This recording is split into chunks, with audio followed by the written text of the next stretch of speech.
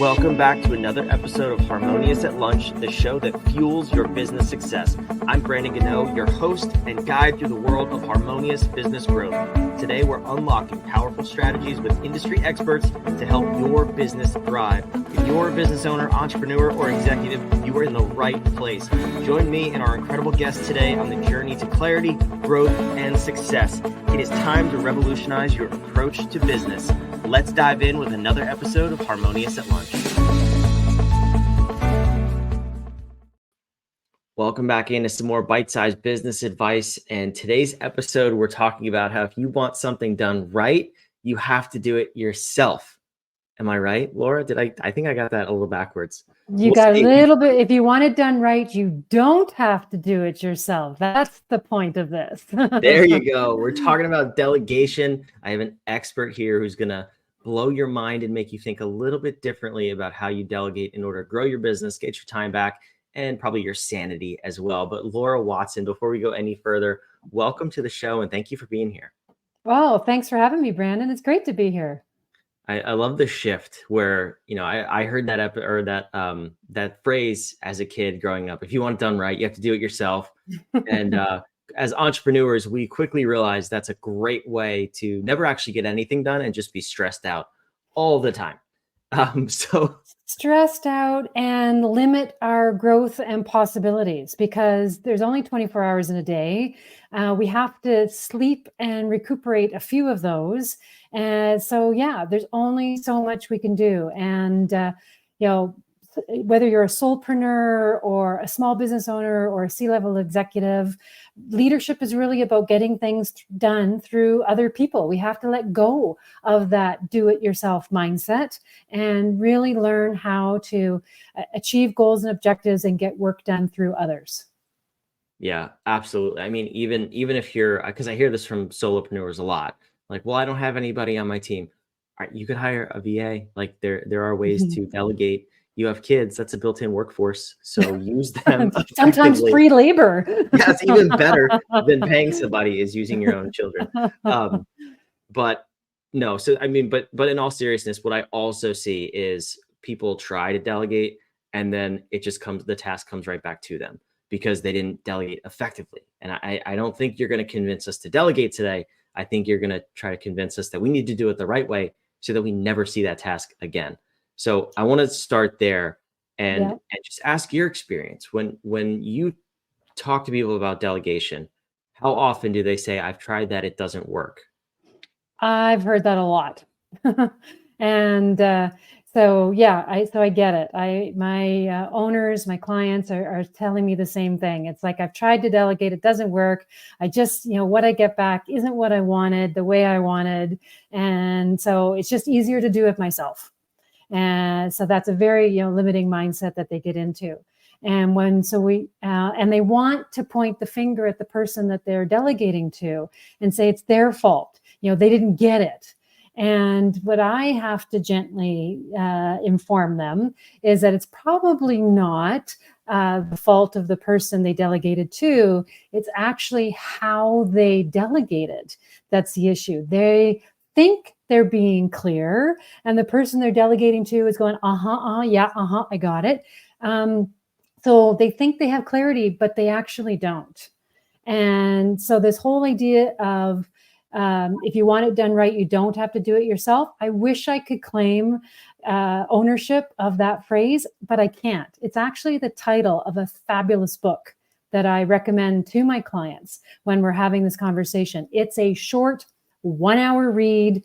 It's got pictures, it's got cheat sheets, it's available on Amazon. And it's just it's a story actually of two managers. One manager's doing awesome and the other one is totally stressed out. And he's stressed out because he's not delegating effectively. So that little book is a precursor for how I coach my clients on how to delegate more effectively. And it starts with them and how they're having the conversation. I love that. I haven't heard of the book. Maybe we could change some of the words and give you the trademark. Maybe you shouldn't do it yourself. Maybe that one's available. I don't know. But, well, I'll look into that later. Yeah. No, I love the concept though. I think this is phenomenal. So once you get through to them that, okay, maybe we're not doing it the right way, the most effective way, maybe there isn't enough clarity or instruction, whatever it may be, then what do we have to do? Because obviously that could be a hard pill to swallow for some people. And then there's more work to be done, which is even worse, because then we have to, okay, either build a process or get more specific, more clear. How do we then approach delegation the right way? It really is about the clarity and I'm going to say confirmation of your communication. So if you're delegate, and then it gets into the topic of levels of authority when you're delegating. So for example, sometimes you're delegating just a task. I need you to do X, and there's a very sort of low level of authority versus I'm delegating a project. And then their project might have a higher level of authority where you're there's budgets attached to it, there's accountability attached to it, and a number of steps, and even the person you're delegating to might be delegating to others. So there's a level of authority to be clear about when we're delegating so that the person knows how far they can go with something. But then one of the most important and easiest skills that someone can integrate immediately when they're delegating is the skill of active listening. And active listening is about having people paraphrase back to us their understanding of our communication. So I have a lot of leaders when they're delegating, they ask their people, do you understand? Do you get it? And that's when they're nodding and saying, yeah, because they don't want to look silly or unknowledgeable in front of their boss. So of course they're going to nod and say, and then leave their office and like, what was that? So instead of a leader asking, do you get it? Or do you understand? They need to change the question to simply, what do you understand? What are you hearing me communicate?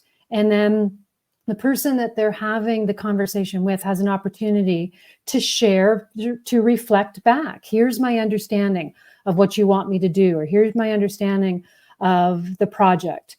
And that's when the leader has an opportunity to really hear, does this person get it?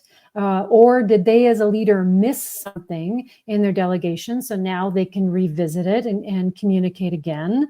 Or does this person truly not get it the way they need to get it? And that gives the leader an opportunity to re-communicate what needs to happen and what the parameters are. So that's one of the easiest, most powerful things a leader can do to improve their delegation skills right off the top, is just get people to active listen them. Yeah, that's a good tip. And it's, you'd be surprised how quickly you'll see the return on just reframing your questions, because you may be working with someone for 5 years and you ask them this and it's not even close to the answer that you were expecting. Exactly. I do that, I do that with my wife, my kids, and just to see, like, did this come across? Not that I'm delegating things, but how are other people hearing what I'm saying? It's a good check-in. It's just a good way to see, like, am I consistently communicating effectively, or do I get lazy?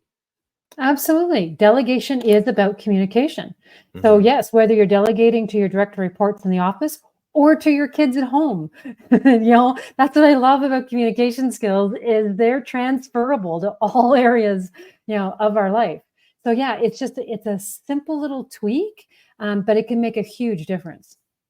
Yeah. So then talk to me about the flip side of delegation. If whether you're one of those people who you've delegated and it, air quotes, doesn't work for you, or you're a seasoned pro, you think, what I see a lot is when people start to delegate or start to just hand off more things to free up their time, then they don't necessarily know what to do with all that free time because they're not, their calendar is not effectively structured, and then they go micromanage everything they Oh. delegated. So how do we keep our sticky fingers out of the things that we're trying to delegate?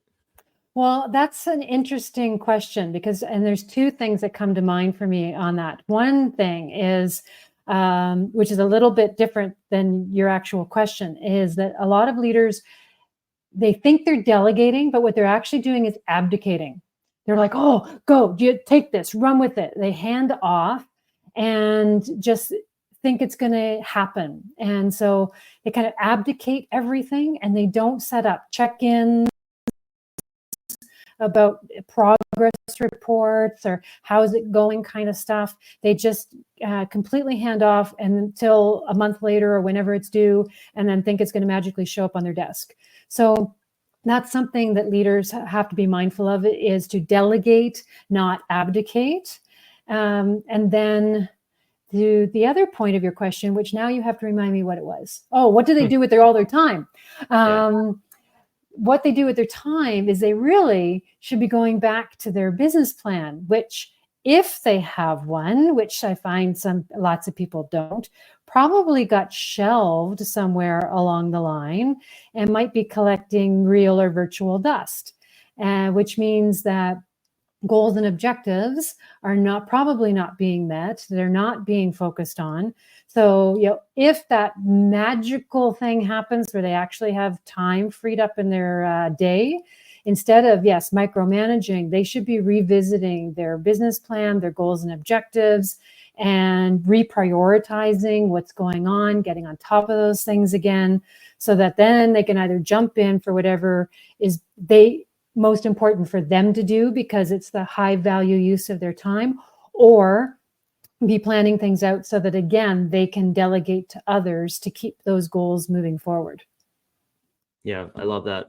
And what about the building of systems and processes so that something that's delegated once doesn't have to be retrained 7 other times if it's redelegated? And I'm thinking, because that's some things that business owners will tell me about as pushback is, well, I don't have a process built around that, so I can't delegate it yet. And I always tell them, first of all, you can train that person and they could build the process. You don't have to be the one doing it. But talk to me about that, because it's one thing to just delegate something 1 or 2 times, and then that person has the same head knowledge as you, just as ineffective. And it's another thing to actually build a business and a structure that can scale. How do you help people walk through that process? Yeah, if you're going to scale, and that's all about succession planning and maybe even selling your business down the road, then your business has to be documented. And you don't necessarily have to document it yourself, but you do have to have systems and processes in place that need documentation. So yes, I like your strategy, and I follow it with my clients as they have someone learning a particular process or executing on a particular process, have that person document it. And so that and then at least you've got a beginning point. You've got something on paper that can then be reviewed and discussed, tweaked, finessed, and over time, you have a series of processes built. It really is rooted in Michael Gerber's work from eMyth, where he talks about you have to systematize your business if you're going to scale it. The only problem I found with eMyth is that they talk about what to do, but they don't talk about how to do it, which is why I've fallen in love recently with a book called Traction. And because Traction is kind of eMyth on steroids. It doesn't just talk about what to do, it talks about how to do, whether it's your business plan, whether it's your processes, whether it's your people, your data collection. Traction is a phenomenal resource and their website has all kinds of free tools, which I have definitely integrated into my coaching and use with my clients. And when we actually put these tools into practice, I find that my clients are meeting or exceeding their goals every quarter. So the tools work if you use them. Yeah, that's the whole thing too. I mean, people want to buy a book and read it and try it and then say it doesn't work, or buy a program, buy a course and say, it didn't work for me. Well, did you do what it said to do? It's better than doing nothing for sure. But yeah, the eMyth changed my perspective on that a number of years ago when I first read it. I want to say I first read it in college. And I was running another business at the time, and I looked around and I was like, wow, if any one of these key people were to be sick for a day, or leave on short notice or no notice, like that department or division would be set up for failure, at best in some cases. So the how is most important, and there's a million resources out there. I just to be consistent, I have publicly hated on EOS and Traction. on this show because we have cleaned up their mess as consultants on several occasions. So I will be consistent with that. But I always do say it's better than nothing. If you don't have any of this in your business, that is a phenomenal resource. But Laura, like you're saying, it's the actual intention behind what you're doing that matters most. And the intention, I think, is clear from the beginning of this episode. Get things off your plate so that they can free you to do what you're best suited to be doing. And that you should look through that lens for every single human being in your business. What is every person Absolutely. best You know, suited owners, managers need to really think about what is the best and highest use of their time. Yeah. And right. And be doing that because there are certain things that they are best at. So definitely they need to do what they are best at and delegate the rest, whether that means hiring like a VA, like you spoke about in the beginning, someone on a temporary basis or part-time basis until they can get a little more traction and grow, right? But yeah, there's so many resources available, even on a part-time basis, so that people can outsource and get the tasks off their desk, off to other people, so that, and those people will probably actually end up doing them better. And so that the owner can really stay focused on what they do best. Yeah, I'll tell you what, the name of the book, spot on, traction. It's such a great word. But yes, what you're saying is so true. It always works out that the person you delegate it to does it better than you in a very short period of time, which is our biggest fear when delegating is, well, they're not going to do it as well as I will. No, not the first time, because the first time you did it, aren't doing it the same way Had you to do learn it it as well. Absolutely. Exactly. Yes. And however, with the owners already learned it, they now they can give additional direction. They can set better parameters and expectations of the task or the item that's being delegated. So they're more likely to get back, what they asked for, especially if they've confirmed and been clear with their communication in the first place. Yeah, absolutely. Laura, this has been a phenomenal conversation, and thank you so much for coming. But where can the listener learn more about you and everything you've got going on? Yeah, great question. So I've got a website, pretty easy to find, venturecoaching.ca. And there's a free tab on the website. I've got all kinds of free ebook downloads that talk about communication, how to give feedback effectively, how to delegate. So a bit of marketing, sales, and even a business planning tool. So lots of freebies on the website. And then my contact information is there. I'm always open to having a conversation with someone just to sort of point them in the right direction, or to even talk to them about working with me as a client, because I love helping people get further faster. I love it. This is so fantastic. If you couldn't tell, yes, Laura is from Canada, so don't mess that up. It's venturecoaching.ca. Wherever you're watching or listening, it's down in the show notes.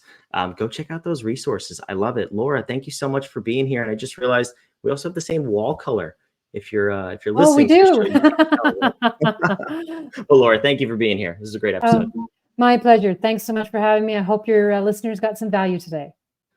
Thank you. And for those of you watching, listening, wherever you are, if you're listening, come on to YouTube. You can see that our walls are the same color. Otherwise, make sure you just subscribe on whatever platform you're on. We love putting these episodes out 5 days a week with the goal of helping you build a more harmonious business and life. Let's simplify your business so that it doesn't destroy your life, right? We'll see you on tomorrow's episode of Harmonious at Lunch.